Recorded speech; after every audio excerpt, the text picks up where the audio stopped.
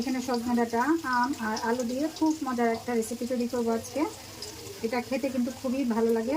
আর গরমের দিনে এই খাবারটা কিন্তু অনেক মজা, পেটও ঠান্ডা থাকে, শরীরও ঠান্ডা থাকে।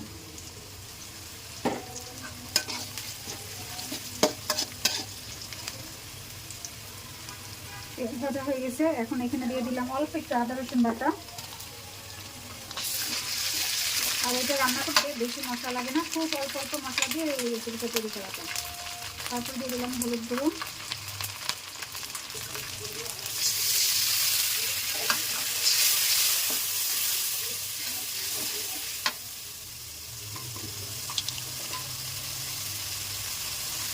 অল্প একটু লাল মরিচের গুঁড়ো,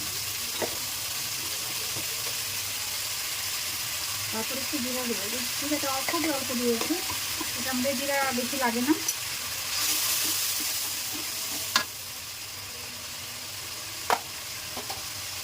আর এই ছোটো ছোটো চিংড়ি মাছ, এটা দিয়ে ফ্রিজে রেখে দিয়েছিলাম।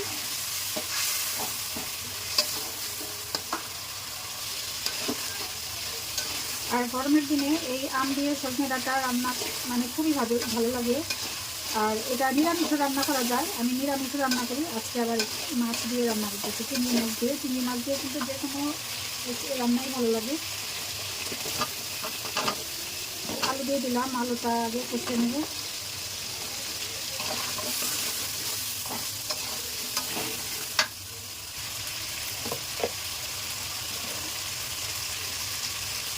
স্বাদ মতো লবণ দিয়ে দিলাম।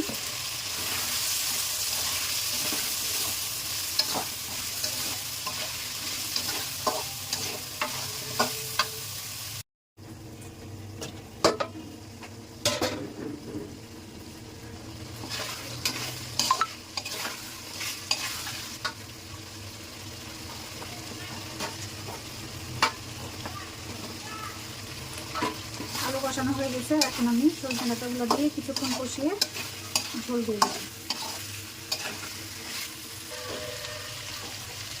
এখন ঝোল দিয়ে দিলাম, ঝোলটা একটু বেশি দিব, কারণ ঝোল যেহেতু ঝোলটা একটু বেশি দেব।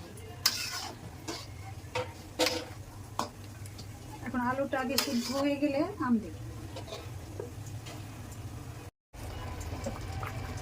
আলু সিদ্ধ হয়ে গেছে, সজনে ডাঁটাও সিদ্ধ হয়ে গেছে। এখন আমি আমগুলো দিয়ে দিব, আম দিয়ে আরও কিছুক্ষণ রান্না করে নেব।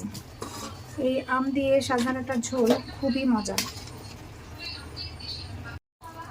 যে রান্না হয়ে গেছে, এখন আমি একটু কাঁচামরিচ দিয়ে দিব। ধনেপাতা নাই, ধনেপাতা দিলে ভালোই লাগতো।